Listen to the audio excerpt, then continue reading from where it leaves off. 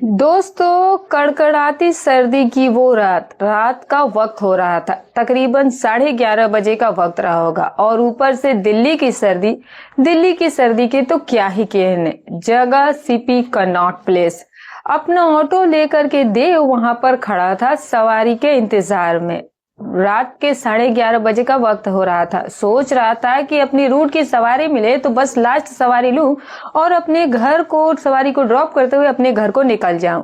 बैठे बैठे उसे झपकी सी आ जाती है सवारी के इंतजार में। आधे घंटे का वक्त और बीत जाता है और तब उसकी नींद टूटती है जब उसे कोई आकर के जगा रहा होता है।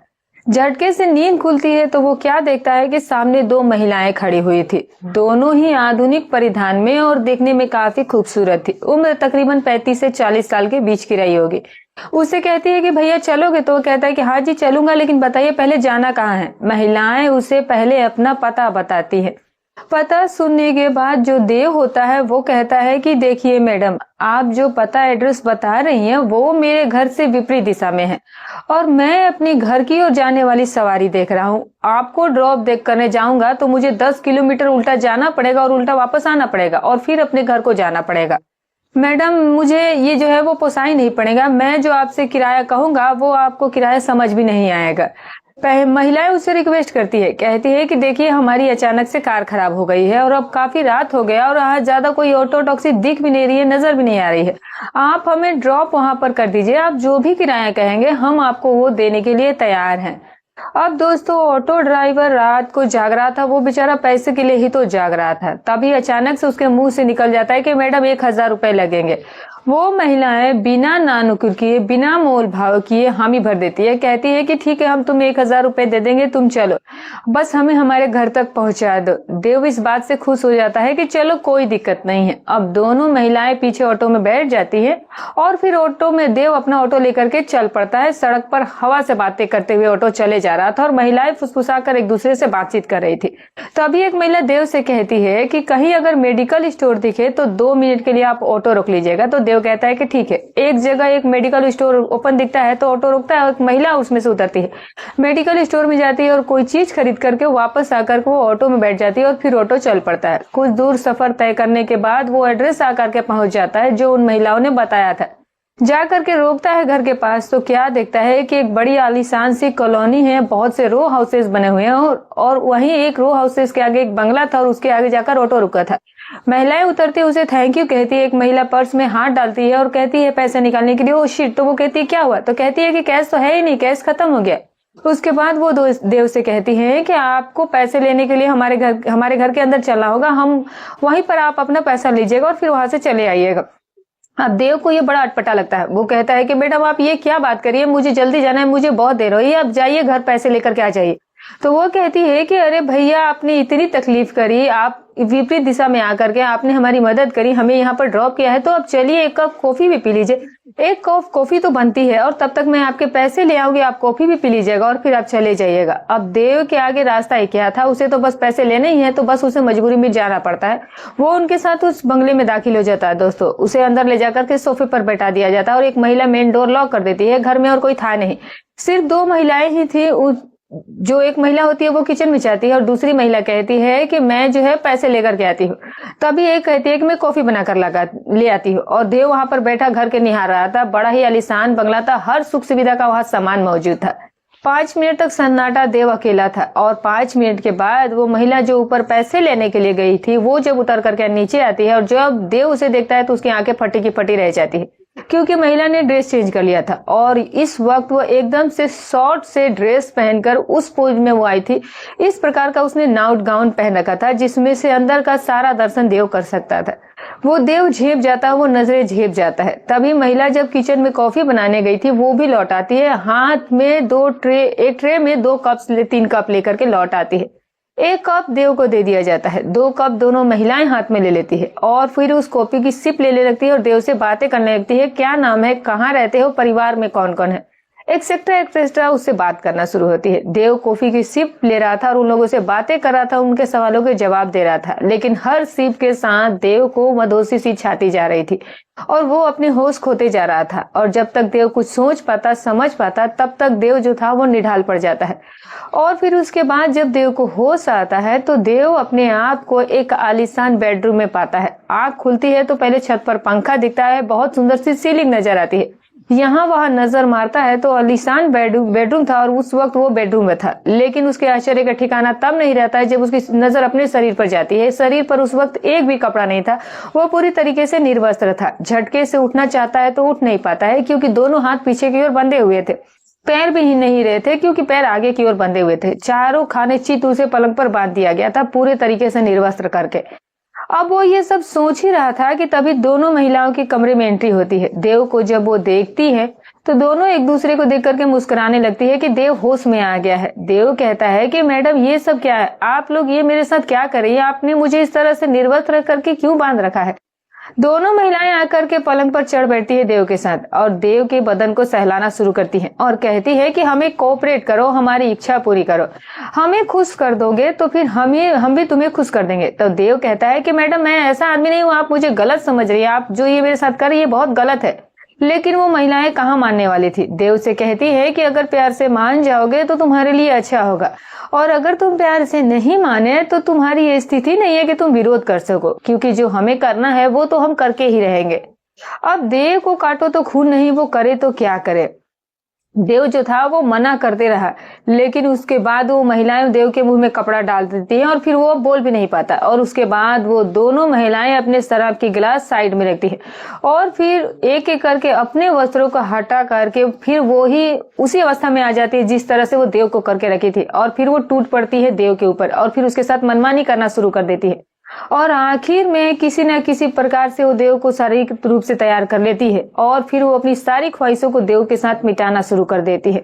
हालांकि शुरू में वो लड़का काफी इस चीज का विरोध कर रहा था, लेकिन वो बेचारा चाह कर भी कुछ कर नहीं पाया था क्योंकि उसके हाथ पैर जो बांध दिए गए थे।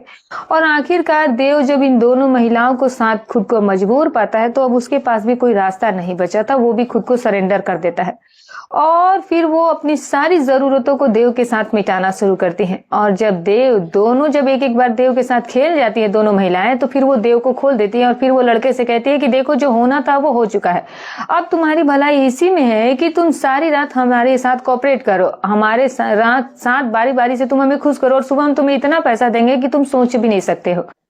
अब लालच है दोस्तों, देव को ऐसा पैसे का लालच हुआ और जब महिलाओं ने दोनों ने उसके साथ किया था तो अब जवां मर्द बहक जाता है देव भी, और देव वहां पर रुक जाता है दोस्तों। और फिर उसके बाद देव सारी रात उन महिलाओं के साथ बारी बारी जैसा वो महिलाएं चाहती थी देव का इस्तेमाल करके, कभी दोनों बारी बारी से और कभी एक साथ सारी रात रुक रुक कर ये खेल जाता है। सुबह तक तीनों थक करके सो गए थे, कब सोए उन्हें पता तक नहीं चला। सुबह जब नींद खुलती है तो देव और दोनों महिलाएं उसी प्रकार से निर्वस्त्र बेडरूम पे पड़ी हुई थी। देव उठता है और अपने कपड़े पहने लगता है, तभी उनमें से एक महिला की नींद खुल जाती है और फिर दूसरी बुझ जाती है। देव को देखकर मुस्कुरा रही होती है, खुश हो जाती है। देव कहता है कि मैडम अब तो मेरा किराया दे दीजिए और मुझे यहाँ से जाना दीजिए और मुझे बख्श दीजिए। एक महिला जाती है, पैसे लेकर के आती है और 10,000 रुपए की गड्डी देव के हाथ में रख देती है। देव जब 10,000 रुपए देखता है तो चौंक जाता है, कहता है कि मैडम इतने पैसे? तो वो कहती है कि तुमने रात में जो हमें सर्विस दी है, जो हमें आनंद दिया है, बस वो इसी का इनाम है। देव उन्हें थैंक यू कहता है। वो कहती है कि थैंक यू से काम नहीं चलेगा देव, अब ऐसा है कि अब तुम जो है हमेशा ही यहाँ पर आओगे, हम जब तुम्हें फोन करेंगे तुम यहाँ पर आ जाया करना और हमारी ख्वाहिशों को पूरी करना और उसके बदले में हम तुम्हें पैसा दिया करेंगे।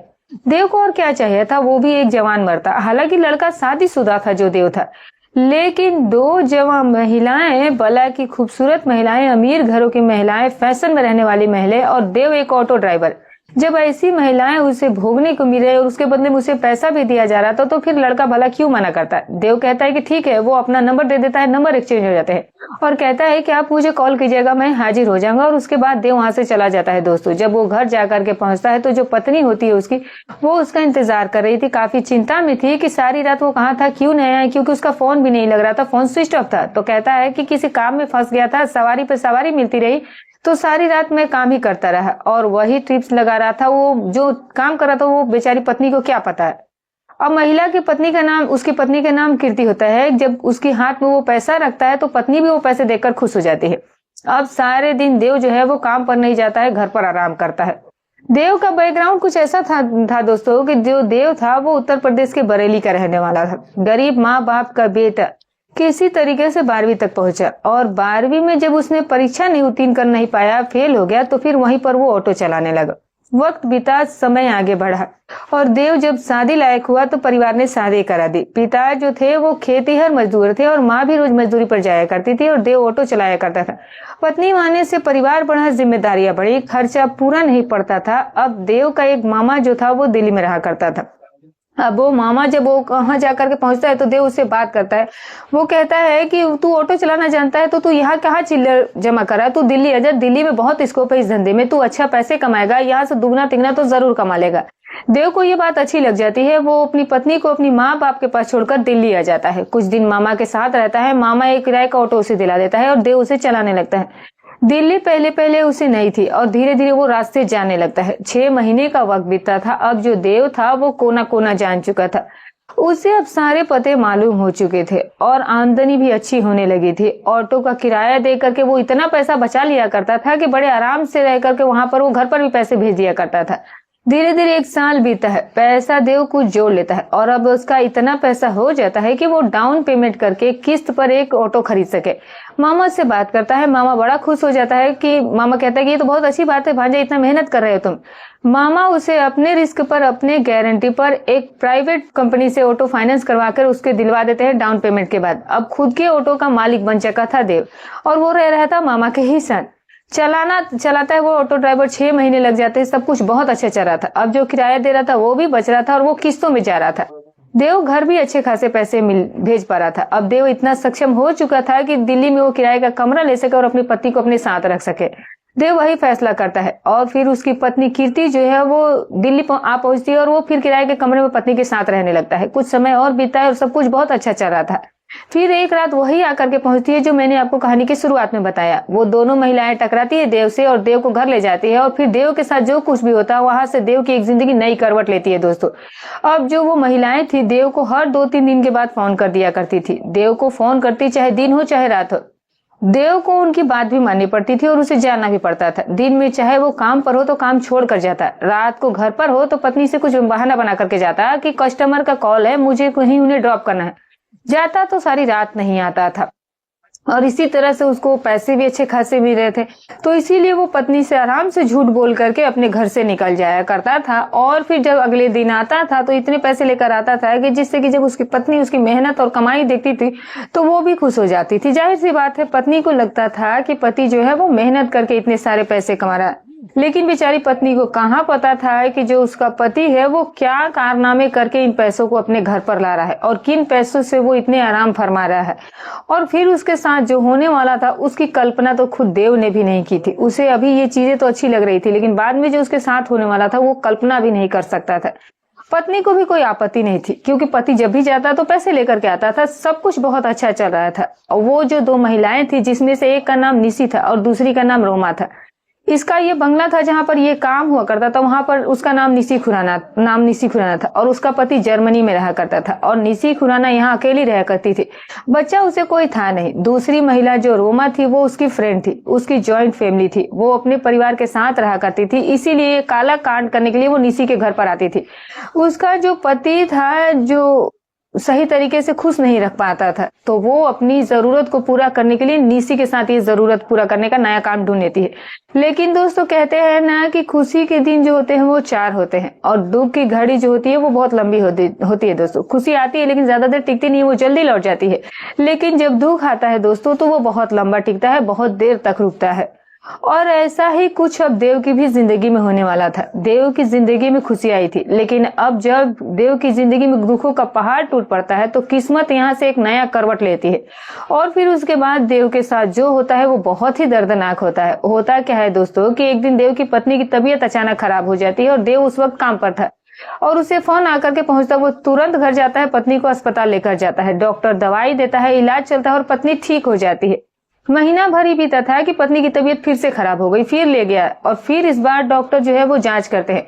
और जब जांच करते हैं डॉक्टर तो दुखों का पहाड़ टूट पड़ता है देव पर, क्योंकि पत्नी को कैंसर हो गया था। अब एक गरीब इंसान के लिए कैंसर जैसी बीमारी, ये बीमारी तो ऐसी है दोस्तों कि चाहे गरीब हो या फिर अमीर हो, जब पता चलता है, जब इस चीज का खुलासा होता है तो सर पर दुखों का पहाड़ टूट पड़ता है। हर किसी को इसमें बहुत बुरी तरीके से जूझने पड़ता है। बस पैसे वाले की बात यह है कि तुम्हारे पास अगर पैसा है तो जान बचने के चांसेस कुछ ज्यादा बढ़ जाते हैं, देश विदेश में जाकर के इलाज करवाए जा सकते हैं। लेकिन एक गरीब इंसान के लिए इस बीमारी का इलाज कराना बिल्कुल भी आसान नहीं होता है दोस्तों। घर द्वार सब कुछ बिक जाता है। बस देव को यही चिंता सताने लगी, लेकिन पत्नी से वो प्यार करता था और वो उसका इलाज कराएगा, उसे ठीक करेगा, ये ठान लेगा।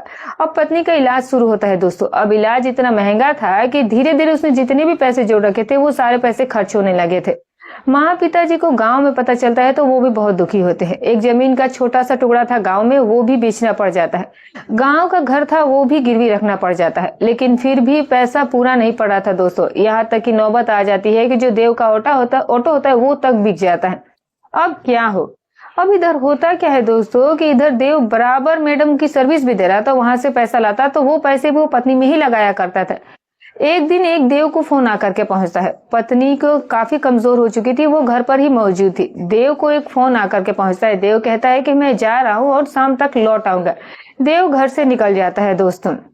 शाम बीतती है, रात हो जाती है, आधी रात हो जाती है। पत्नी फोन लगा लगा कर परेशान, लेकिन देव लौट करके नहीं आया था। सारी रात पत्नी आंखों ही आंखों में काटती रह गई। उसकी तबीयत भी ठीक नहीं थी। सुबह होती है तो वो फिर फोन करती है, लेकिन देव लौट कर नहीं आता है। अब पत्नी रोने लगती है। फिर शाम हो जाती है दोस्तों और फिर भी देव लौट करके नहीं आया था। अब पत्नी जब परेशान हो जाती है कि वो क्या करे तो वो मामा जी को कॉल लगाती है। वही मामा जी देव को दिल्ली लेकर आया था, जो यहीं रहता था। मामा आकर के पहुंचता है। बहू की हालत बहुत खराब थी। बहू के ऑटो को बैठा करके वो अपने घर पर छोड़ता है। अब वो क्या करे? देव को फोन लगाता है। देव का फोन लगातार स्विच ऑफ आ रहा था। हर तरफ पता कर रहा था, जहां भी वो जाया करता था, ऑटो स्टैंड वगैरह सब जगह, लेकिन कहीं कुछ पता नहीं चलता है। थक हार कर आखिरकार मजबूरी में उसे पुलिस स्टेशन जाना पड़ता है। पुलिस स्टेशन में जा करके उसकी मिसिंग कंप्लेंट दर्ज कराता है। कहता है कि मैं उसका मामा हूँ, मेरा भांजा है, और पूरी कहानी वो बयां कर देता है। कल दोपहर से वो घर से निकला है, शाम को आने कह कर गया था, लेकिन आज दूसरे दिन की शाम हो गई है, लेकिन देव अब तक लौट करके नहीं आया। 24 घंटे बीत चुके थे। पुलिस मिसिंग कंप्लेंट दर्ज कर लेती है और अब उसकी तफ्तीश शुरू होती है, उसकी खोज शुरू की जाती है। सबसे पहले देव का नंबर ट्राई किया जाता है, जो कि स्विच ऑफ था। फोन को सर्विलांस पर डाल लिया जाता है और कॉल रिकॉर्ड्स निकालने की कोशिश शुरू कर दी जाती है। देखा जाता है कि लास्ट लोकेशन दिल्ली का रेलवे स्टेशन दिखा रहा था। अब देव दिल्ली के रेलवे स्टेशन पर क्यों गया था? अब तो वो ऑटो भी नहीं चला रहा था, तो क्या वो किसी दोस्त के साथ गया था या फिर वो कहीं चला गया था? पुलिस अब इस तफ्तीश में जुट जाती है दोस्तों। तभी एक पुलिस स्टेशन से फोन आकर के पहुंचता है संबंधित थाने में कि यहाँ पर एक व्यक्ति की लाश बरामद हुई है। और जब इधर देव लापता हुआ तो पुलिस ने उसकी फोटो और जो भी उसकी सारी मिसिंग कंप्लेंट थी वो सारे थानों में सर्कुलेट कर दी थी। तो फिर वहां पर भी जाके कंप्लेंट पहुंची थी और फोटो पहुंची थी, और हूबहू जो उसका हुलिया था वो उस फोटो से मैच हो रहा था। जाकर के खबर मिलती है तो मामा को खबर कर दी जाती है। मामा को खबर मिलती है तो फिर मामा वहां पर जाकर पहुंचता है। उसे वहां अस्पताल में ले जाया जाता है, जहां पर उसे बॉडी को पोस्टमार्टम के लिए भेजा गया था। मामा देखता है, पहचान लेता है और फूट फूट कर रोने लगता है। जो शव था दोस्तों वो देव का ही था। देव को बड़े ही करीब से सटा करके सीने में गोली मारी गई थी। अब ये मामला हत्या का बन चुका था। मामा से पूछताछ होती है कि आखिर देव को किसने और क्यों मारा होगा, आखिर देव की किसी से क्या ही दुश्मनी थी। मामा कहता है कि वो तो यहाँ पे ज्यादा किसी को जानता ही नहीं था, तो भला ऐसी उसकी कहाँ दुश्मनी थी। बहुत ही मेरा भांजा सीधा था। पत्नी से भी पूछताछ की जाती है। पत्नी पर तो जैसे दुखों का पहाड़ ही टूट पड़ा था दोस्तों। पहले ही वो जिंदगी और मौत से जूझ रही थी। जो पति उसके जीने की उम्मीद था, जो शायद उसके लिए सब कुछ कर सकता था, और जैसे वो कुछ भी कर करके जान बचाने की कोशिश कर रहा था, जो कि उसका इलाज तक करवा रहा था, वो भी अपने कैसे पैसे मैनेज करके, और जो शायद उसकी जान भी बचा लेता। अब वो इंसान जो था वो इस दुनिया से जा चुका था। तो जाहिर सी बात है, पत्नी के लिए इससे बुरा उसकी जिंदगी में और क्या हो सकता था। अब वो किसके सहारे अपना इलाज करवाती है, किसके सहारे अब वो जीती। एक तो उसे इस तरह का बीमारी हो गया था जिससे कि बेचारी रोज कमजोर होती जा रही थी, और रोज उस बीमारी की वजह से वो शारीरिक रूप से बहुत ज्यादा जो थी, वो मानसिक रूप से भी पीड़ित हो गई थी और शारीरिक रूप से भी पीड़ित हो गई थी। तो जाहिर सी बात है, ये दौर, उसके ये जो जिंदगी का टाइम था वो सबसे बुरा टाइम साबित हुआ था। लेकिन अब वो व्यक्ति ही उससे पहले ही इस दुनिया से चला गया था। तो जाहिर सी बात है उसके लिए बहुत दुख हुआ था। तो अब उसके भी मन में ये भी चल रहा था, मन में सवाल कि अब शायद वो भी नहीं बचेगी, अब शायद जल्द ही वो भी मर जाएगी। उसके मन में ये सारे सवाल आ रहे थे, लेकिन वो अब ये दुख किसको बताती, बहुत ज्यादा वो पीड़ित हो गई थी। खैर पुलिस जो है वो आगे तफ्तीश शुरू करती है और तब तक कॉल रिकॉर्ड भी आकर के पहुंच गए थे। जब कॉल रिकॉर्ड खंगाला जाता है तो एक नंबर था जिस पर महीने में कई बार लगातार बात हो रही थी, क्योंकि बाकी नंबर जो थे वो सब जानने वालों के थे, लेकिन उनमें से एक नंबर ऐसा था जिसे मामा पहचान नहीं पाया था। और वो नंबर और किसी का नहीं बल्कि निसी खुराना का था, जिसे हर 2-3 दिन के बाद कॉल आया करता था या जाया करता था देव के साथ उन दोनों का। और लास्ट कॉल भी देव के नंबर पर उसी नंबर से आया था। पुलिस का एक दल रवाना होता, उसका एड्रेस निकाल लिया गया था। जा करके पहुंचता उसके बंगले पर, तो वहां पर महिला दरवाजा जो खोलती है वो महिला निसी मल्होत्रा ही होती है। पुलिस सबसे पहले सवाल करती है कि क्या तुम देव को जानती हो? तो निसी मल्होत्रा जवाब देती है कि नहीं, कौन देव, मैं तो उसे नहीं जानती। पुलिस उसे नंबर दिखाती है, पूछती है कि ये नंबर आपका ही है? तो वो कहती है कि हाँ ये नंबर तो मेरा ही है। बस पुलिस का प्राइम सस्पेक्ट यही से निसी बन गई थी कि जब नंबर तुम्हारा है और इसने जब तुमने ही इसे लास्ट बार कॉल किया तो तुम कैसे इसे नहीं जानती हो। पुलिस तुरंत उसे हिरासत में ले लेती है निसी को और उसे थाने ले आती है। वहां जब पूछताछ की जाती है तो निसी मल्होत्रा पहले जो है वो गोल गोल घुमाना शुरू करती है पुलिस को, लेकिन वो फिर भी पुलिस के आगे टिक नहीं पाती और टूट जाती है। अच्छे पुलिस के आगे नहीं टिक पाते तो फिर वो क्या टिकने वाली थी। और फिर नाम निकल कर आ जाता है रोमा को भी। रोमा को भी गिरफ्तार करके थाने लाया जाता है और जब दोनों महिलाओं से पूछताछ की जाती है तो जो मामला, जो कहानी निकल करके आती है वो इस तरह से होती है कि ये दोनों ने कबूल कर लिया था कि देव की हत्या इन दोनों महिलाओं ने ही की थी। दोस्तों अब इसके पीछे का कारण क्या था, जो कहानी ये बताती है वो इस तरह से निकल करके सामने आती है कि जब खेती बिक गई, घर गिरवी हो गया, उसका ऑटो तक बिक गया, फिर भी पत्नी के इलाज में पैसे पूरे नहीं पड़े थे, तो देव इन दोनों महिलाओं से मदद मांगता है। इनके सामने रोता है, गिड़गिड़ाता है कि उसकी मदद कर दे, उसे 5 लाख रुपए दे दे, वो इनकी पाई लौटा देगा, ब्याज सहित लौटा देगा, और जो सर्विस वो इससे लेती है उसका वो उनसे पैसे भी नहीं लेगा। लेकिन इन दोनों महिलाओं ने उस दिन देव की जम करके बेइज्जती की थी, इंसल्ट की थी जब ये नशे में थी। कहने लगी कि तुम भिखारी, 2 कौड़ी की इंसान, तुम्हारी औकात क्या है? तुम हमारा बस खिलौना हो, हम तुम्हारा बस इस्तेमाल करते हो और इसके बदले में पैसे देते हैं। इसका मतलब तुमने ये मत सोचो कि तुम हमें लूट लोगे, हमारा फायदा उठाओगे और हमसे 5 लाख रुपए ले लोगे। इस प्रकार से ना जाने क्या क्या उल्टा सीधा इन्होंने देव से कहा था। देव रोता रहा, इनके आगे गिड़गिड़ाता रहा, लेकिन ये दोनों महिलाएं नहीं मानी। जब ये ऐसा होता है तो फिर इनकी कई बातें देव के मन में घूमने लगी थी और फिर उसके बाद देव के पैसे की इतनी ज्यादा जरूरत थी कि उसे किसी भी कीमत पर पैसे चाहिए था। इसीलिए देव के दिमाग में एक प्लान आता है और देव जब उस प्लान पर अमल करता है, एक दिन जब ये महिलाएं देव के साथ कार्यक्रम करने के लिए बुलाती है, खूब नशे में टून थी, देव वहां पर अपने मोबाइल का कैमरा कुछ इस तरह से फिट कर देता है कि ये दोनों महिलाएं जो देव के साथ करती है सब रिकॉर्ड हो जाता है। और फिर उसके बाद वो वीडियो इन्हें भेज करके अब इन्हें ब्लैकमेल करना शुरू करता है कि या तो तुम मुझे 5 लाख रुपए दे दो, और मैं अभी भी कह रहा हूँ कि मैं तुम्हें सारे पैसे लौटा दूंगा, मेरा कोई ऐसा इरादा नहीं है, बस तुम लोगों ने मुझे मजबूर किया है, मैं बहुत मजबूर हूँ, मुझे पैसे चाहिए, मुझे मेरी पत्नी की जान बचाने हैं, तुम मुझे पैसे दे दो, मैं तुम्हें पैसे लौटा दूंगा, और अगर तुम नहीं दोगी तो मजबूरी में मुझे तुम्हारा वीडियो वायरल करना पड़ेगा, तुम्हारे परिवार वालों को दिखा दूंगा। अब जो दोनों महिलाएं थी ये डर जाती हैं कि अगर ऐसा हुआ तो सब कुछ बर्बाद हो जाएगा, और पैसे ये देव को देना नहीं चाहती थी। हालांकि इनके लिए 5 लाख रुपए देव के देना कोई बहुत बड़ी बात नहीं थी, लेकिन कहते हैं ना दोस्तों कि जितने ज्यादा पैसे वाले उतना ही कम जो है वो खर्च करेंगे, या अय्यासी में लाखों रुपए उठा देंगे, लेकिन किसी की गरीब की मदद करना, किसी की जान बचाना, ये छोटा सा काम ये लोग नहीं करते हैं दोस्तों। अब यही काम ये कुछ महिलाएं कर रही थी। अब एक दिन ये फैसला करती है और देव को बुलाती है, कहती है कि ठीक है हम तुम्हें पैसे दे देंगे, तुम घर पर आओ। ये वही दिन था जब देव आखिरी बार अपनी पत्नी से कह कर गया था कि शाम तक लौट आऊंगा। जब ये जाता है तो ये दोनों महिलाएं जो थी वो फुल प्लान बना चुकी थी। ये उसे कहती है कि हम तुम्हें पैसे तो दे देंगे, लेकिन तुम पहले हमें सर्विस दो, और उसके बाद ये देव के साथ ये सब काम करती है। और जब देव इनसे पैसे मांगने लगता है तो ये देव को गंदी गंदी गालियां देना शुरू कर देती है। और देव जब इन वीडियो वो परिवार के दिखाने की बात करता है तो ये महिला निसी जो होती है वो अपने पति का लाइसेंसी रिवॉल्वर ड्रॉर से निकालती है और देव के सीने से सटाकर फायर कर देती है। दोस्तों देव की घटना स्थल पर ही मृत्यु हो जाती है, और फिर उसके बाद ये महिला रात का होने का इंतजार करती है। रात को ये लाश को गाड़ी में डाल करके सुनसान जगह पर एक नाले में डाल करके लौट आती है, जैसे कि इन्हें पता था कि ये काम किसी को पता ही नहीं चलेगा। लेकिन नौसिखिया थी दोस्तों, तो फंसना तो 100% था। पुलिस ने इन्हें 24 घंटे के अंदर पकड़ लिया था। तो इस तरह से यह घटना निकल करके सामने आई। संबंधित विभिन्न धाराओं के तहत मुकदमा दर्ज किया गया और न्यायालय के सामने पेश किया गया और फिर वहां से जेल भेज दिया गया दोस्तों इन्हें। दोस्तों अब ऐसी कहानी पर क्या ही कहा जा सकता है। देव जो कर रहा था, जो करना चाहता था वो सही नहीं था, लेकिन उसकी भी क्या गलती थी, एक समय के बाद उसकी भी बहुत आगे मजबूरी हो गई थी। और जब उसके पास ऐसी मजबूरी आ गई जहां उसकी बीवी की बीमार जान दांव पर लगी हो, जहां उसे अपनी किसी की जान बचानी है, तो फिर जो इंसान है वो क्या कह सकता है और क्या कर सकता है, इसके लिए हम क्या कह सकते हैं। देव ने भी बस वही किया था, उसका इरादा गलत नहीं था, बस वो इनके झांसे में फंस गया और वो इस तरह से उसकी जान चली गई। तो दोस्तों ये रही कहानी। और अब पता नहीं अब उसकी पत्नी का क्या होगा, अब वो क्या आगे की जिंदगी जी पाएगी या उसका इलाज कोई करवा पाएगा, क्योंकि अब उसका इलाज कराने वाला तो कोई था ही नहीं, क्योंकि सब कुछ तो वो पहले ही बर्बाद हो चुका था उसमें। तो ये कहानी जो है वाकई में दिल को बहुत तकलीफ पहुंचा रही है दोस्तों। वाकई में ये कहानी जो है वो कहीं ना कहीं दिल को छू देने वाली कहानी है। तो दोस्तों ये रही कहानी। हमारी कहानी सुनाने का उद्देश्य किसी के भावनाओं को ठेस पहुंचाना नहीं है, ना ही किसी के दिल को आहत करना है। बस केवल आपको सतर्क करना है, आपको जागरूक करना है। तो आप इस कहानी के बारे में क्या राय रखते हैं, कमेंट करके जरूर बताइएगा। वीडियो अगर अच्छी लगी हो तो एक लाइक जरूर कर दीजिएगा। चैनल पर नए हैं तो सब्सक्राइब कर दीजिएगा। फिर मिलूंगी कल एक और नई रोचक कहानी के साथ। तब तक अपना और अपने परिवार का ख्याल रखें।